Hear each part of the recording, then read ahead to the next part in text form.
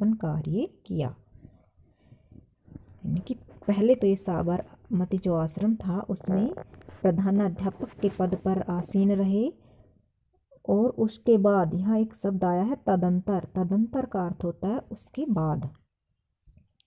गुजरात के विद्यापीठ में इन्होंने अध्यापन का कार्य किया। बाद में दिल्ली आकर हिंदुस्तानी प्रचार सभा का कार्य देखने लगे। इनकी लगभग 30 पुस्तकें प्रकाशित हुई, जिनमें अधिकांश का अनेक भारतीय भाषाओं में अनुवाद हुआ। इन्हें भारत सरकार द्वारा सन 1965 में पद्म भूषण सम्मान तथा 1964 में भारत रत्न से सम्मानित किया गया। ये सम्मान, भारत रत्न और पद्म भूषण जो सम्मान है, ये साहित्य रचना में इनको मिले हैं। ये सम्मान किसी विशेष साहित्यिक रचना के ऊपर दिए जाते हैं जो विभिन्न भाषाओं में अनेक साहित्यिक रचनाएं करते हैं। 21 अगस्त सन 1981 को ये अपना भौतिक शरीर त्याग कर पंच तत्व में विलीन हो गए। पंच तत्व में विलीन होना यानी कि उनका स्वर्गवास हो गया, निधन हो गया। पंच तत्व का अर्थ होता है कि जो हमारा शरीर है ये 5 तत्वों से मिलकर बना हुआ होता है। अग्नि, जल, वायु, आकाश और पृथ्वी। इन 5 तत्वों से मिलकर हमारा शरीर बना हुआ है, और जब हमारी आयु पूर्ण हो जाती है तो जो हमारी आत्मा है वो शरीर को त्याग कर हमारा शरीर पंच तत्व में विलीन हो जाता है। इनकी प्रमुख रचनाएं हैं स्मरण यात्रा, धर्मोदय, हिमालयनो प्रवास, लोकमाता, जीवननो आनंद, अवरनावर।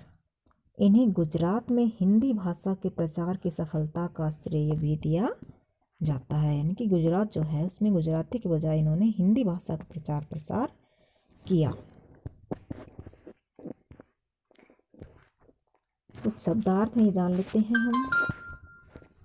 कुलीन, कुलीन का अर्थ होता है ऊंचे कुल में पैदा हुआ। कुंजड़िन, कुंजड़िन होती है सब्जी बेचने वाली। शरीफ, शरीक, शरीक का अर्थ होता है शामिल होना। आग्रह, निवेदन करना। ताड़ गया, समझ जाना। फाका कसी, भूखा मरना। गरज, जरूरत। प्रतिष्ठित, सम्मानित।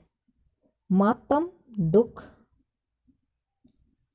पुश्तैनी, जो कई पीढ़ियों से चला आता हो, पीढ़ी दर पीढ़ी।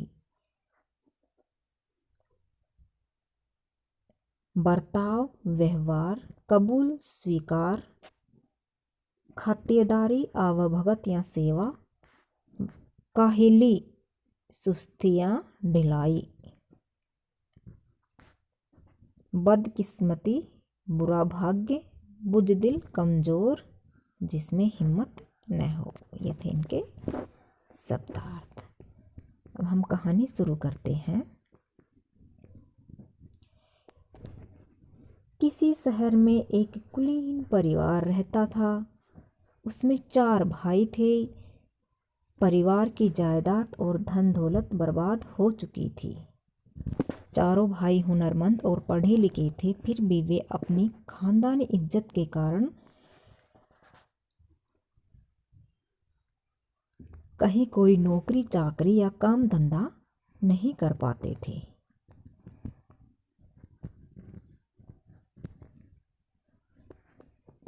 घर की गरीबी दिनों दिन बढ़ती जा रही थी। घर की स्त्रियों के आभूषण भी वे लुके छिपे कम दामों में बेच चुके थे। आखिर वह स्थिति भी आई जब घर में कुछ भी न बचा और खाने पीने के लाले पड़ने लगे। अब क्या किया जाए। शहर था जिसमें ऊंचे खानदान के रईस लोग रहते थे। वो 4 भाई थे। वो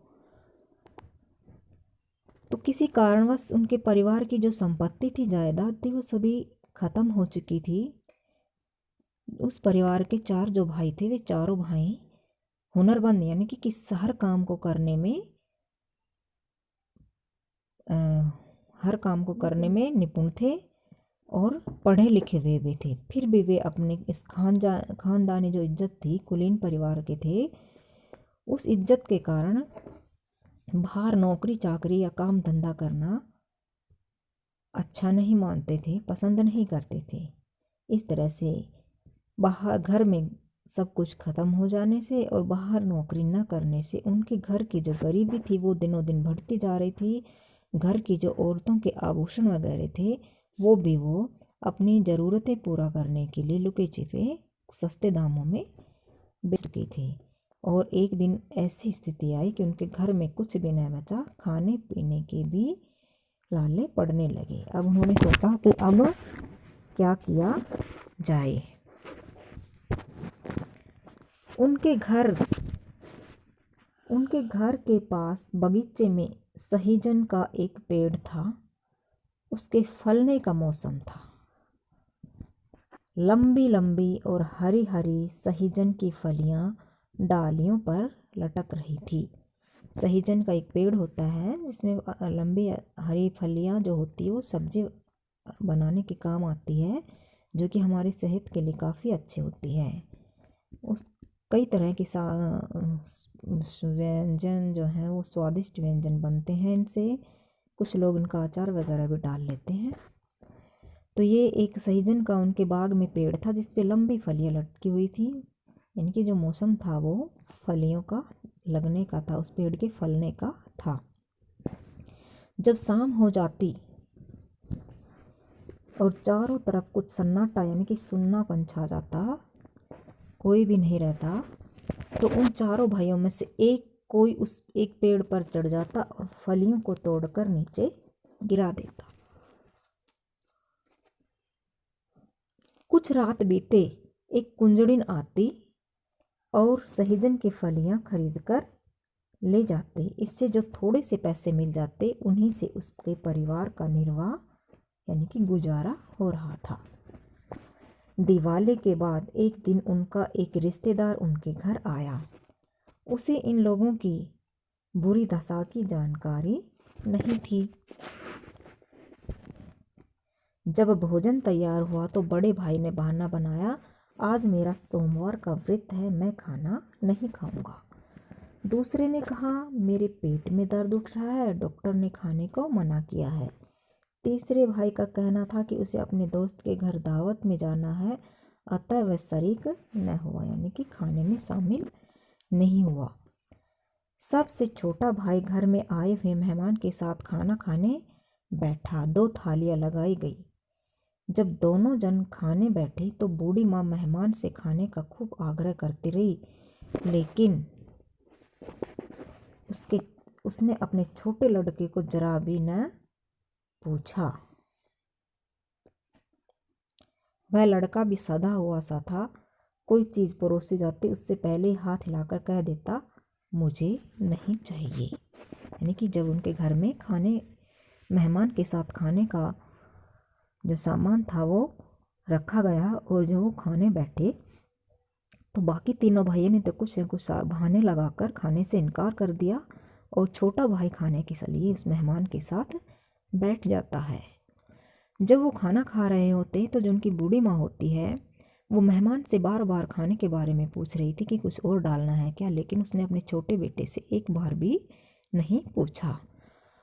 और बेटा जो था छोटा वाला, उसको भी पहले से ही सब कुछ ज्ञात था, समझा हुआ था।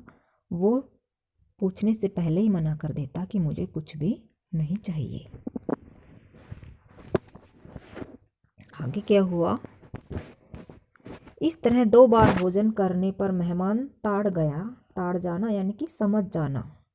2 टाइम का भोजन मेहमान ने किया तो मेहमान समझ गया कि ये लोग गरीबी के शिकार हो रहे हैं, फाका कसी के मारे घर की हालत खराब है, खाने पीने की तकलीफ बढ़ गई है, फिर भी इन्हें फिक्र नहीं है। किसी तरह उस रात का खाना खाकर वह मेहमान बरामदे में सो गया। उसने सोने का ढोंग रचा यानी कि सोया नहीं था, वो झूठ मूठ में सोने का नाटक करने लगा। करीब 10 बजे रात को वह कुंजड़िन यानी कि सब्जी खरीदने वाली आई, सब्जी बेचने वाली आई। बड़े भाई ने बड़ी सावधानी से बिल्ली की तरह दबे पैरों से पेड़ पर चढ़कर सहीजन की काफ़ी फलियां तोड़ी। कुंजड़िन जानती थी कि इस वक्त इनकी गरज है, वह जो दाम देगी वहीं ले लेंगे, ज़्यादा पैसा उससे न मांगेंगे। जब बड़ा भाई टोकरी में सहीजन की फलियां लेकर कुंजड़िन के पास आया तो उसने दाम कम दे कहा, आजकल सहीजन की मांग नहीं है, मुझे भी बाजार में लाभ नहीं मिलता। अब मैं तुमको पहले की भांति ज़्यादा कीमत नहीं दे सकती। तुम्हारी गरज हो तो दाम लो, नहीं तो मैं चली। बड़े भाई ने मुंह पर हाथ रखकर कहा, तुम जितना देना चाहो दे दो, मगर जोर से मत बोलो।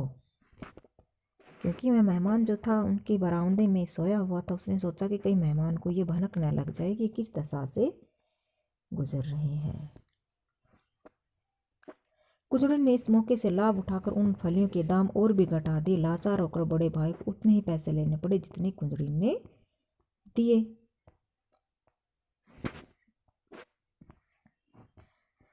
कुंजड़िन चली गई। चारपाइयों पर सब लोगों के जोर जोर से खर्राटे सुनाई पड़ने लगे। एकमात्र मेहमान अब भी जाग रहा था। वह दूरदर्शी तो था ही।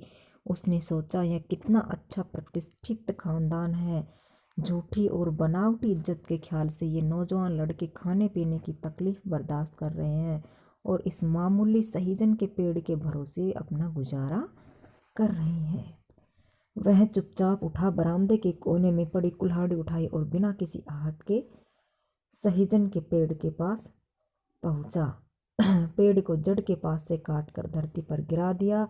फिर पोफटने से पहले ही नीम अंधेरे में मेहमान उस घर से चल दिया।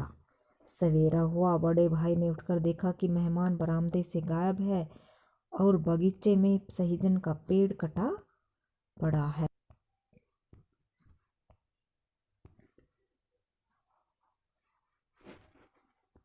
घर को सहारा देने वाला किसी बुजुर्ग के मरने से जो मातम छा जाता, वैसा ही परिवार पर छा गया। चारों भाइयों की माँ कहने लगी, यह दुष्ट मेहमान कहाँ से आया था?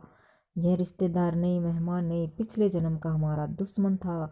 अगर इसे हमारी बुरी हालत पर तरस आ रहा था तो चुपचाप हमारे घर 8-10 मन अनाज भेज दिया होता। हमारे परिवार के एकमात्र सहारे सहीजन के पेड़ को इसने क्यों काट डाला? जब वो पेड़ काट के चला गया तो सारे परिवार वाले बहुत दुखी हुए और उन्हें गुस्सा भी आ रहा था। बड़े भाई ने माँ से कहा, अम्मा, जब तक हमारा बस चला, घर की पुश्तैनी इज्जत बचाई, न किसी की नौकरी की, न किसी के आगे हाथ फैलाया, मगर आगे गुजारा चलना मुश्किल है। कहीं न कहीं काम तो ढूंढना ही पड़ेगा। उस बस्ती में चारों भाइयों की अच्छी इज्जत थी। अपने खानदान और अपनी ईमानदारी के लिए काफ़ी प्रसिद्ध थे। जहाँ जाते वहीं लोग उससे अच्छा बर्ताव करते।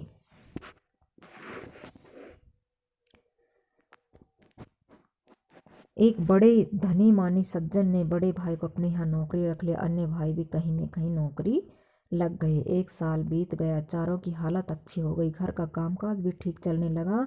घर में दूध घी की कमी नहीं रही। दूसरी दिवाली आई। वही मेहमान फिर उनके घर आया। उसने कबूल किया कि आंगन का वह पेड़ उसी ने कुल्हाड़ी से काट गिराया था। उस कठोर कर्म के पीछे उसके दिल में नेक नीयत यानी कि अच्छी नीयत थी, कोई खराब इरादा न था। घर के लोग भी यही अच्छी तरह से जान गए थे।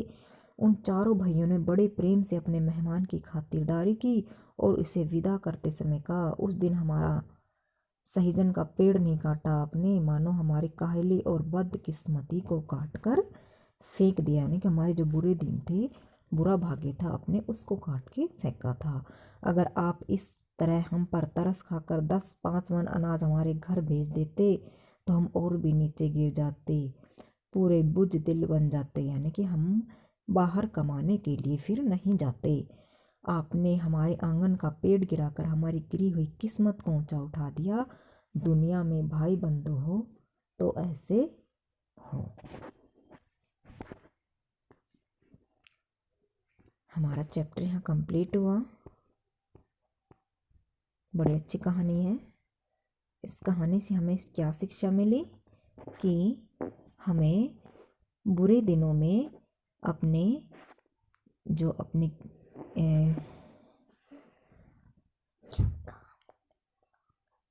काबिलियत है उस पर हमें विश्वास रखना चाहिए। हमें ऐसी इज्जत या शर्म नहीं करनी चाहिए जिससे हमारे घर की आर्थिक स्थिति खराब। काम करने में कोई बुराई नहीं है।